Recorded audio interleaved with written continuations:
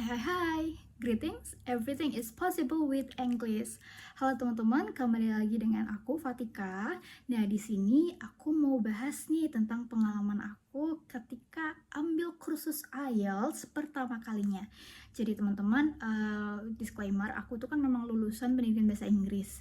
Cuma aku tuh belum pernah sama sekali ambil kursus IELTS selama aku kuliah. Bahkan setelah lulus pun harus menunggu 3 tahun baru punya kesempatan untuk ikut kursus IELTS, dan ini pertama kalinya bagiku. Ada banyak hal yang dipertimbangin kenapa aku ambil kursus IELTS ini, kenapa nggak langsung ikut tes aja nih. Oke, sekarang kita bahas ya. Jadi aku ambil kursus dulu karena apa, teman-teman? Mungkin kalau bagi kalian yang ingin lanjut studi abroad atau untuk keperluan karir, biasanya memang diminta untuk memiliki sertifikat IELTS. Tapi perlu kalian ketahui bahwa tes IELTS sendiri itu cukup mahal ya teman-teman. Bahkan sekali tesnya bahkan bisa biayanya 3 juta lebih. Dan itu pun belum tentu kalian skornya memenuhi ekspektasi. Nah, maka dari itu sebelum aku menyesal dengan itu, akhirnya aku kursus IELTS. Ya, walaupun hampir spending money ya. Kenapa sih kok nggak yang belajar secara otodidak mandiri aja? Guys, aku pernah banget nyoba belajar otodidak kayak tentang IELTS, apa sih yang dipelajari dari reading, speaking, writing, dan listening itu apa aja. Nah, tapi dari segi banyaknya video-video dan material yang ada di internet, aku tuh bingung, aku tuh harus belajar yang mana dulu. Terus juga aku ini kurangnya yang mana gitu.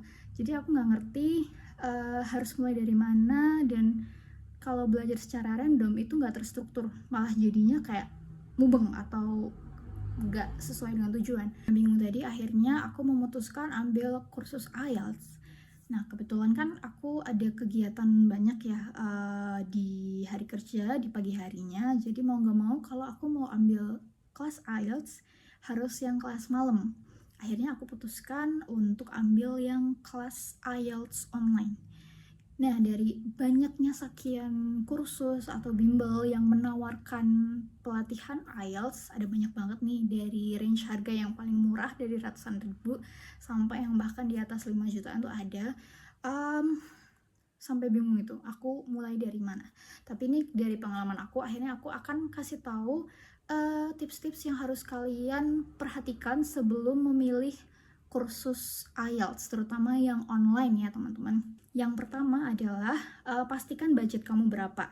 Jadi kursus IELTS itu banyak sekali ya range budgetnya, dari yang paling murah, dari yang sekali pertemuan ada biayanya, ada yang bulanan berbayar, ada juga yang langsung satu paket gitu, dari yang harganya ratusan ribu, 300-an. Kalau misalnya kalian punya budget yang lebih, aku boleh rekomendasiin untuk ambil paket IELTS yang sesuai dengan kebutuhan kalian. Misalnya kalian yang bener-bener basic banget untuk IELTS, bisa ambil yang paket lengkap dari reading, speaking, listening, dan juga writing.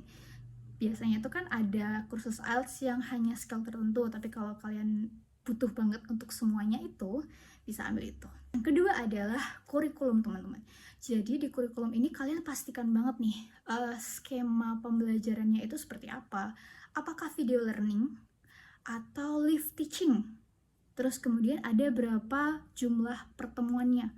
Apakah pertemuannya itu tuh ada mungkin seminggu 2 kali, seminggu 3 kali, atau setiap hari selama hari kerja, atau weekend? Nah, seperti itu, dipastikan juga sesuai dengan ketentuan kalian.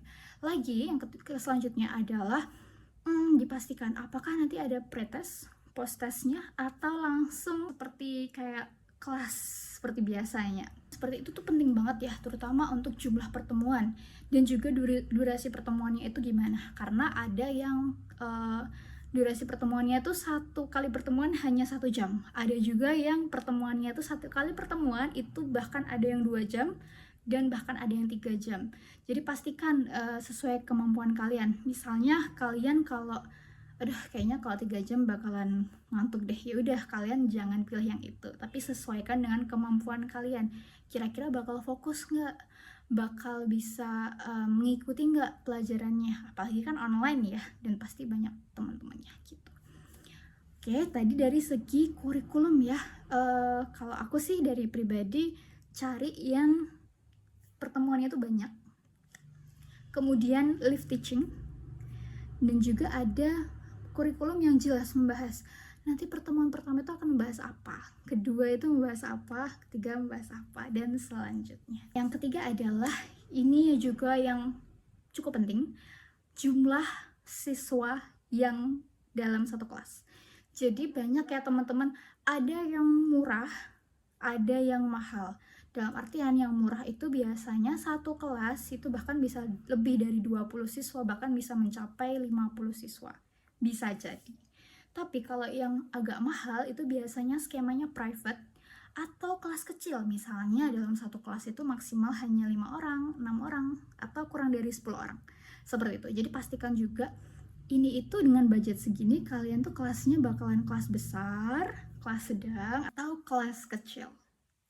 Dan yang selanjutnya adalah untuk tips ketiga terkait dengan metode pembelajaran. Jadi teman-teman, pembelajarannya itu adalah apakah nanti itu banyak teorinya, terus nanti akan ada langsung praktek, jadi kayak benar-benar ada feedback langsung dari mentor kalian.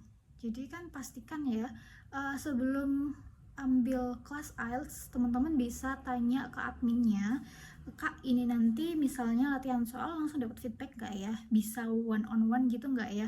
Misalnya nih, kalau dalam kelas itu memiliki siswa selain kamu, jadi bukan private, jadi kayak misalnya small class, kelas sedang, medium class, apakah memungkinkan untuk teman-teman tuh bisa mendapatkan feedback personal, baik dari listeningnya, readingnya, writing, dan juga speakingnya, seperti itu.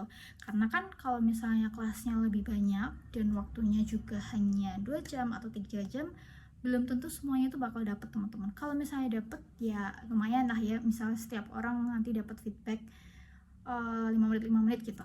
Tapi ya pastikan juga ya apakah nanti memungkinkan untuk bisa mendapatkan feedback secara personal gitu. Terus yang ketiga teman-teman, yang selanjutnya keempat ya, harusnya keempat, nanti itu teman-teman dapat aksesnya itu selamanya atau hanya selama mengikuti kelas. Jadi perlu dipertimbangkan juga apakah nanti dapat rekamannya itu nanti dikasih, PPT-nya itu dikasih atau enggak, ada material-material lainnya itu juga dikasih atau enggak. Jadi enggak semua kursus atau bimbel itu menawarkan recording atau material ya. Jadi ada yang hanya diakses selama kamu kelas selama 1 tahun atau bisa juga selamanya.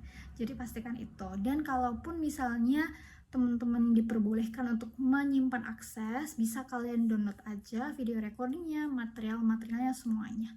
Seperti itu. Kemudian yang selanjutnya terkait apakah ada pelayanan lanjutan setelah kalian selesai kelas. Jadi nih biasanya itu kan setelah kelas ya udah selesai, kalian udah selesai gitu aja. Tapi apakah di bimbel ini memiliki penawaran, misalnya kalian itu udah selesai nih kelasnya, tapi mereka punya program nih buat mereka siswa aktif atau alumni, nanti bakal ada kayak misalnya writing review secara gratis, atau mungkin speaking class atau speaking practice secara gratis.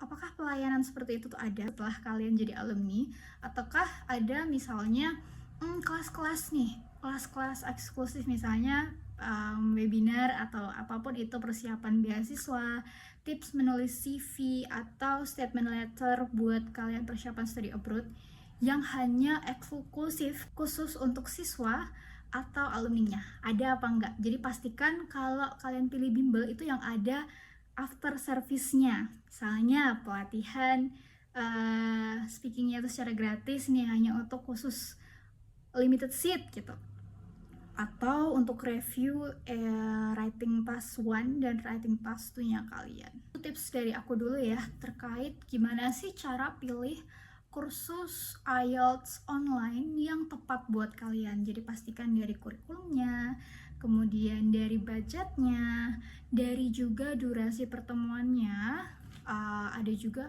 apakah ada kayak bisa di save tuh material belajarnya, recordingnya dan sebagainya. Dan yang terakhir itu terkait after service-nya, apakah nanti ada kelas khusus untuk alumni ataukah ada kayak review writing assignment secara gratis atau kayak review speaking kalian secara gratis setelah kalian itu sudah jadi alumni, udah selesai nih masa kelasnya. Sebelum memilih kelas, pastikan itu dulu ya teman-teman. Kalau misalnya kalian punya tips-tips lainnya, jangan lupa ditulis di kolom komentar ya. Thank you semuanya. Everything is possible with English. Bye bye.